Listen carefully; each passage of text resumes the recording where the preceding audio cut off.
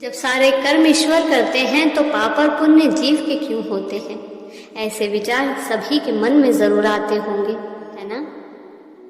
सूर्य हमारी सारी ऊर्जा का आधार है।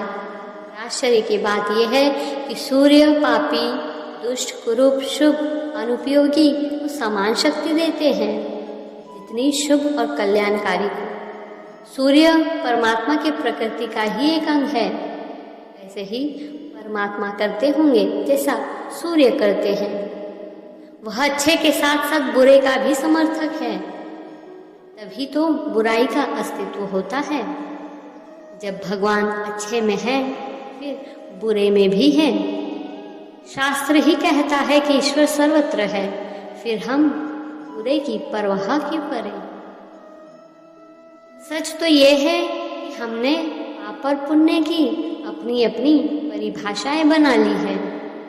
वास्तव में धर्म हमें अच्छे का पीछा करना या बुरे से दूर रहना नहीं सिखाता।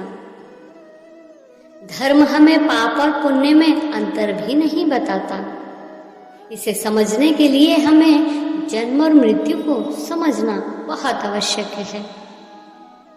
मनुष्य केवल शरीर नहीं है, शरीर के भीतर प्राण है और प्राण के भीतर मन है। जो प्रकृति के अनुसार चलता है वो धार्मिक है, जो प्रकृति के विरुद्ध जाता है वो अधार्मिक है। शास्त्र कहते हैं कि जब शरीर विलीन हो जाता है तो हमारे सभी विचार और अनुभव मन में विलीन हो जाते हैं।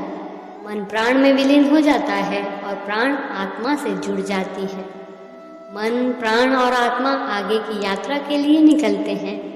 मन में विचारों और अनुभवों से उत्पन्न संस्कारों के अनुसार ही आगे की यात्रा होती है।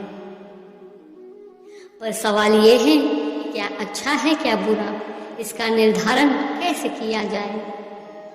सबसे पहले इस पर विचार करना आवश्यक है कि हम पाप और बुराई किसे कहते हैं। जब भी हम कोई ऐसा कार्य करते हैं जिसका परिणाम हमें भुगतना पड़ता है तो हम उस कार्य को पाप कहते हैं। यह ज्ञान शरीर से अधिक मन पर आधारित है।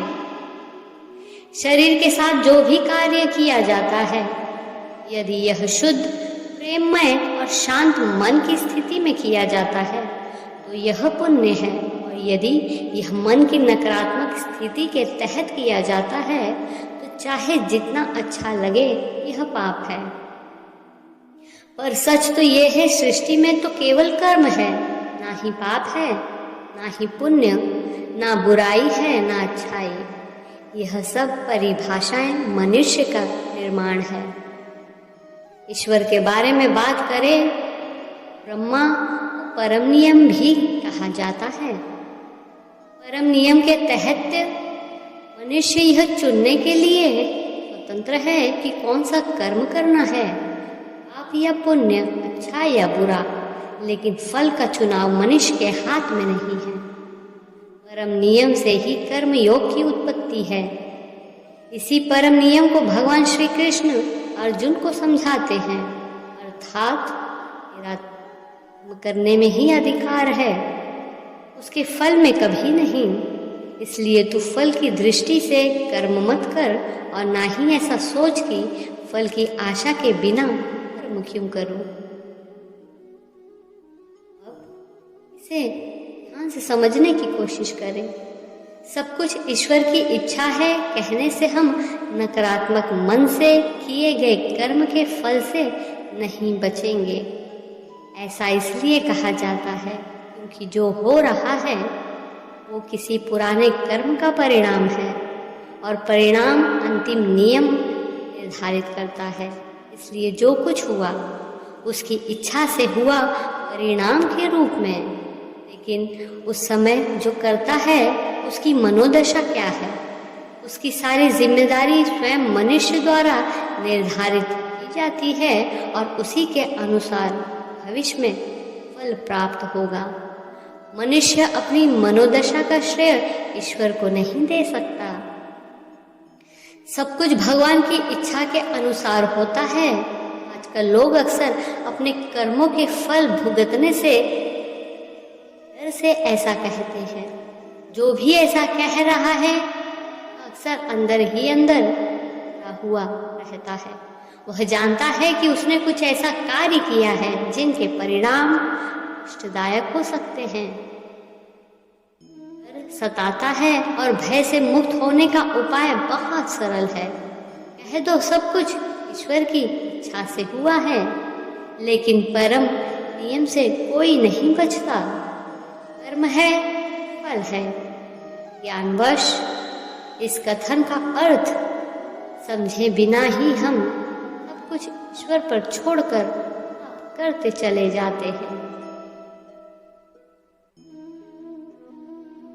आत्मा के स्तर पर शुभ अशुभ, अच्छा बुरा, पाप पुण्य कुछ नहीं होता, लेकिन मन, प्राण और शरीर के स्तर पर इन सब का अस्तित्व है। जब संसार के स्तर पर बात करते हैं तो ऊंचा और नीचा, शुभ और अशुभ होता ही है। संसार के स्तर पर शरीर, प्राण और मन ऊपर नीचे होते रहते हैं। इस लेवल पर हमें पाप पुण्य से होकर गुजरना ही पड़ता है। आत्मा के स्तर पर जो पहुंच गया उसके लिए इन बातों का कोई महत्व नहीं है। इसे समझने के लिए पहले आत्मा को समझना आवश्यक है, तभी हम आत्मा और कर्म के सिद्धांत को समझ सकेंगे।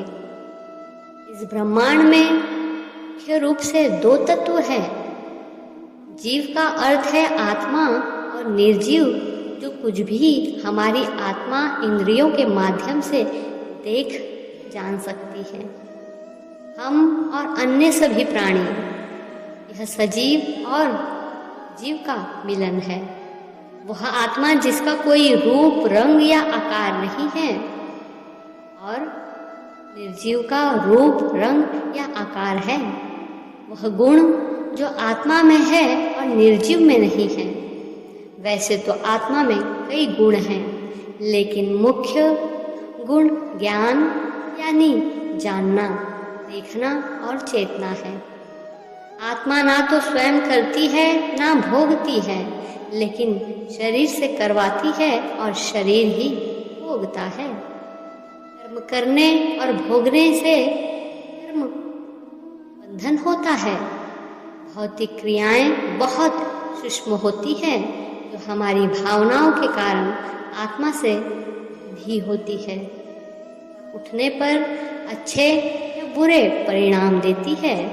आत्मा को हमेशा के लिए शरीर से मुक्त करने का एकमात्र तरीका उसे छुटकारा पाना है।